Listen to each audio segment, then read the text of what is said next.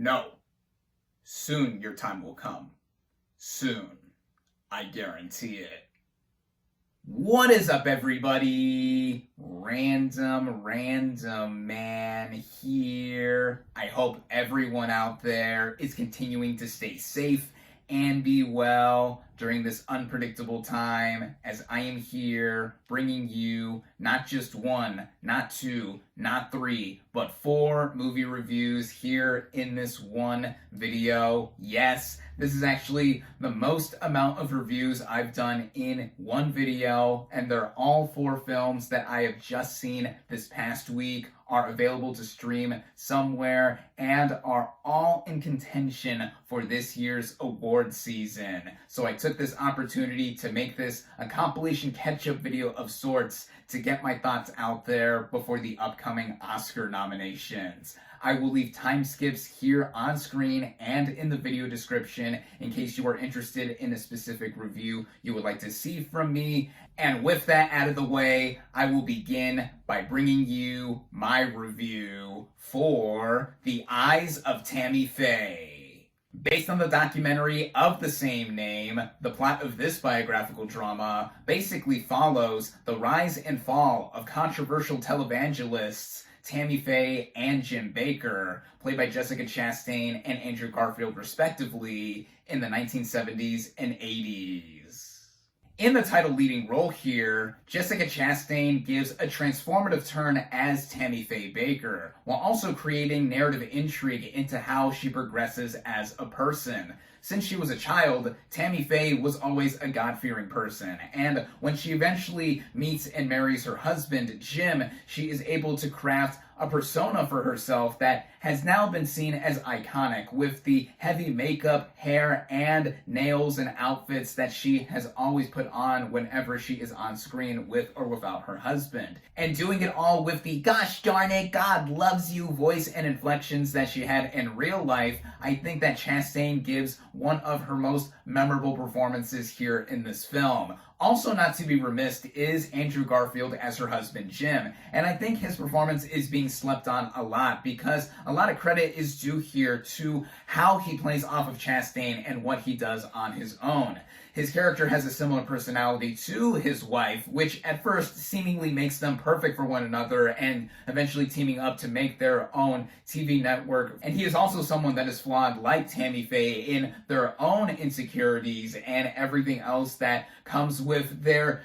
let's just say, nefarious methods in the ulterior motives as to how their station is being funded and what they do with all the money. Which, speaking of that, given the fascinating subjects here, I expected the narrative to give us a lot of the nitty-gritty in the rise and fall of their TV empire, as well as the other business ventures that they went into beyond television, because their reach was that far into different aspects of politics, religion, and other things that were influential within pop culture. But what this film did was become increasingly exaggerated and superficial as it went on. That I found to be the biggest issue of this movie, along with the tone clashing with what it tries to do on paper and what it does in execution. Sure, we do get the physical exaggeration of how Tammy Faye looked as the movie progresses, with all of the extensive prosthetic and makeup effects that are put on Jessica Chastain, which I thought looked great, but I thought this film's tone was confused in trying to be serious with the undertones that it was trying to portray and the over-the-top performances that we do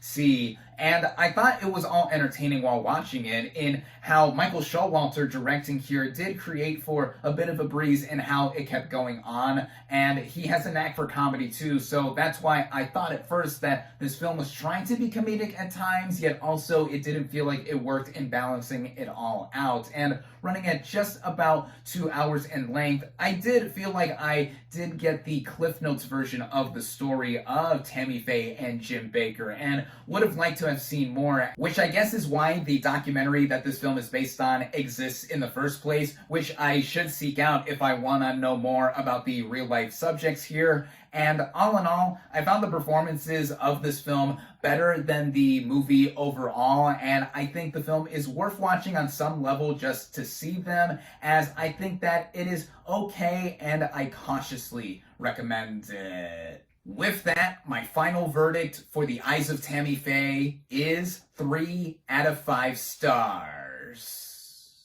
Up next is my review for Being the Ricardos. Now, the plot of this biographical drama follows I Love Lucy stars Lucille Ball and Desi Arnaz, played by Nicole Kidman and Javier Bardem respectively, as they face a crisis that could end their careers and another that could end their marriage. Now, when this movie was in development, there was a bit of controversy over the casting of our title leads, as many thought that they both did not look enough like the real-life Lucille Ball and Desi Arnaz, and that they were too old to play them. But I gotta say that in seeing the actual performances play out, I think that Kidman and Bardem as Ball and Arnaz respectively gave very good performances, especially during the behind-the-scenes moments that this movie mostly plays out with. This film has a structure in taking place over the course of 1 week in shooting an episode of I Love Lucy, and seeing Kidman and Bardem play off of each other as not just the couple, but also the business partners in getting the show up and running was really cool to see. When it comes to them recreating moments from I Love Lucy, though, that is where I thought the performances did fall short, as having seen quite a bit of I Love Lucy since I was a kid, yeah, I wasn't entirely convinced by what they were doing in trying to mimic the real-life personalities, but the rest of the performances here I thought more than made up for it, as we have supporting players like J.K. Simmons, who plays the actor who played Fred on I Love Lucy, steal a lot of this movie whenever he's on screen. I mean, he just cracks me up. Also, there's Nina Aranda, who plays the actress who played Ethel on I Love Lucy, Tony Hale, and Clark Gregg. All of them I thought did well with their respective roles, and like I mentioned, with the structure of this film taking place over the course of 1 week in filming an episode of the show, which is specifically the one where Fred and Ethel fight, it's an interesting way to frame this movie as to telling the story of the Ricardos, so to speak. And this is written and directed by Aaron Sorkin, and what he does is give his trademark quippy and spitfire dialogue, which makes this movie pretty entertaining, with this movie mostly comprising of conversations between characters. We also, in between, get a bunch of flashbacks going into the early relationship of Ball and Arnaz, and also how Ball specifically rose up within Hollywood in starting out in film, then going on to radio, and then eventually helping create I Love Lucy with the help of her husband. And while I thought that was cool to put into the narrative, I thought it made the film structurally scattershot in execution. And to me, I thought that held the movie back in going into a lot of the focus of what it was doing and trying to portray the big scandal that would have shut down the show in real life, which involves Lucy allegedly being a communist, also Desi's real-life infidelity. There was just a lot thrown in here that I thought could have been tightened up more to make the narrative flow better, and it running at just over 2 hours and 10 minutes in length, I was mostly entertained because of the slick banter that was given between the characters, and it also backs up to me that Sorkin is a better writer than he is a director. Not that he can't competently helm a movie in terms of directing, as I loved Molly's Game and The Trial of the Chicago 7 before this film, but even with those movies, I do have to say that the writing on both of those fronts was stronger than his directing. Even with that, I think that what he was trying to do here was unique in terms of a biopic, as it does follow the trend of selecting a specific portion of a subject or subjects' lives to show in terms of a narrative. I think fans of Aaron Sorkin will dig what is being done here in portraying the lives of the I Love Lucy stars in this specific manner, though I think that fans of I Love Lucy, especially diehard fans, will have their mileage vary depending on what they are looking for with a film like this. As for me, I personally enjoyed it and I recommend it. With that, my final verdict for Being the Ricardos is 3.5 out of 5 stars. Up next is my review for the film adaptation of The Lost Daughter. Based on the novel of the same name, the plot of this psychological drama basically follows a woman, played by Olivia Colman, whose beach vacation takes a dark turn when she begins to confront the troubles of her past. As our main lead here, I think that Olivia Colman backs up why I think she is one of the best actresses working right now. Playing this woman with quiet nerves in, at first, seemingly thinking she is on a relaxing Greek vacation, but then is coming to confront the demons of her past of when she was a young mother, is something that Colman effortlessly is able to portray. The woman who specifically reminds Colman's character of what she went through when she was younger is played by Dakota Johnson, who is on vacation on this Greek island too with her husband and young daughter, and I think that this is among the best I've seen from her as well. She clearly doesn't have a full handle as to how she is going about her life as a young mother, and it doesn't help that her daughter is freaking out on this trip that she is on with, and again, this reminds Colman's character of how she was as a young mother, taking care of two daughters, and across this movie, we see flashbacks to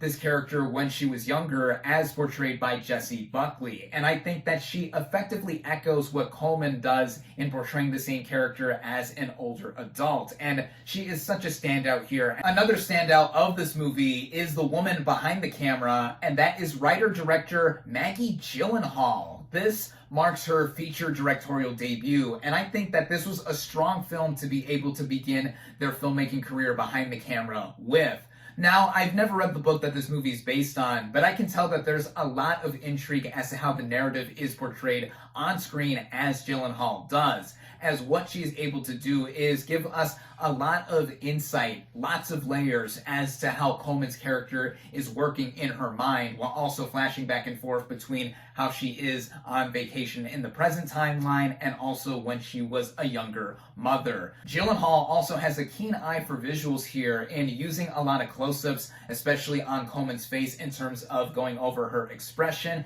and even backing up a lot of the anxiety that her character is going through, both in the present and also in the past with Buckley's portrayal. And even how this Greek landscape looks. It makes for a location I would like to vacation to one day, and how the movie flows overall in going back and forth between this kind of anxious tension that Colman's character has and remembering what she has gone through. I will say, though, that some of the transitions I did not think were so seamless and could have been integrated better. I could see the appeal of seeing the story play out on the page as opposed to the big screen, because reading something as opposed to watching it is different in the way it does flow. But even as it is overall, running it just over 2 hours in length, I really enjoyed The Lost Daughter. It went in a couple places I didn't expect either, and it makes for a promising start for Maggie Gyllenhaal's career behind the camera, and I am so looking forward to whatever she does next. I definitely recommend it. With that, my final verdict for The Lost Daughter is 4 out of 5 stars. Finally, here is my review for the 2021 film adaptation of Nightmare Alley. Based on the 1946 novel of the same name, the plot of this neo-noir psychological thriller basically follows an ambitious carny, played by Bradley Cooper, with a talent for being able to manipulate people with a few well-chosen words, as he hooks up with a female psychiatrist, played by Cate Blanchett, who is even more dangerous than he is. As our main lead, Bradley Cooper, I think, gives one of his best film performances to date with this complex character, a conful carny, with craftiness within him to be able to get himself further away from the problems that he was running away from, and also being able to just amass more for himself to feel fulfilled. That, I think, makes Cooper disappear into this role, and with what he also did last year in the brief but memorable turn he had in Licorice Pizza, I think that these two performances are among the most I have liked them since 2012's Silver Linings Playbook. There's also a slew of other players here, like the other main player I mentioned, Cate Blanchett, in playing this psychiatrist who is someone that sees through the ruse that Cooper's character is able to put on other people, but does team up with him so that they can con someone from the social elite, played by Richard Jenkins, who is also great in this film. And I think that Blanchett really fits the femme fatale archetype well in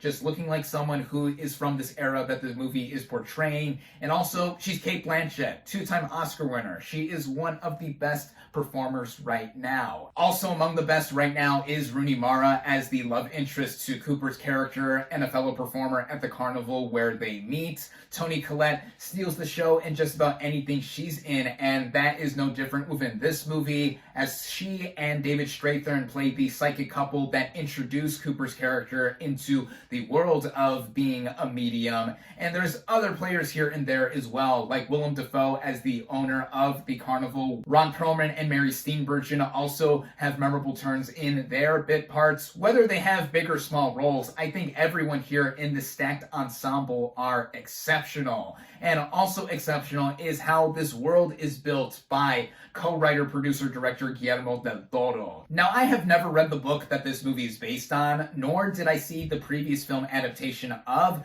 this source material, which came out a year after the book was published. But the way it is all set up, I felt in its aura as it ran across its 2.5-hour running time. It looked and felt so cold and emotionally distant, even in comparison to the earlier works of Del Toro, which some had a bit of levity or some magical realism to keep its tone light. But here, I felt like this movie was so down and dour, and in the best way too, as also given that this is a film by Del Toro, it has that auteurism to where this is a film that is so clearly by him, just in the way scenes are comprised, and even down to every other technical merit you can think of, from the production design, the costume design, the cinematography, the overall color palette.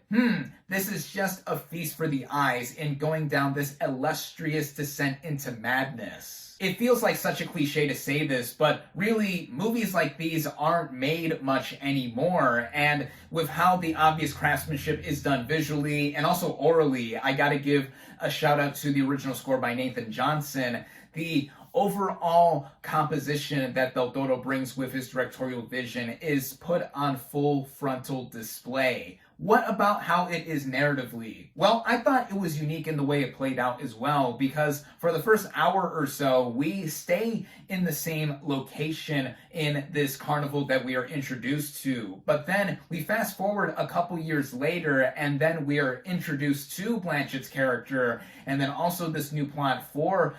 this rich elite person to be swindled out of his riches. And that's as far as I'll mention with the plot, because the way it all plays out and it being interconnected thematically, and it also fitting the vibe of it being a neo-noir, while also sprinkling in the psychological aspect with Cooper's character, it had me engaged to see what was going to happen next, while also basking in the glory of all of the sumptuous craft that Del Toro was putting on screen. Those that pay attention to little details here and there will also have their vigilance be rewarded by the end, as it backs up a lot of the cyclical nature and themes that this movie introduces right from the get-go, and just getting through all of it with its 2.5-hour running time. As I mentioned before, it has a pace about it that had me hardly feeling that running time across it, because I was so enveloped by the visuals and I was taken by what was going on. This is a film I so wish I had seen in theaters when I had the opportunity to. Sadly, this film opened opposite Spider-Man No Way Home, and it came and went quickly,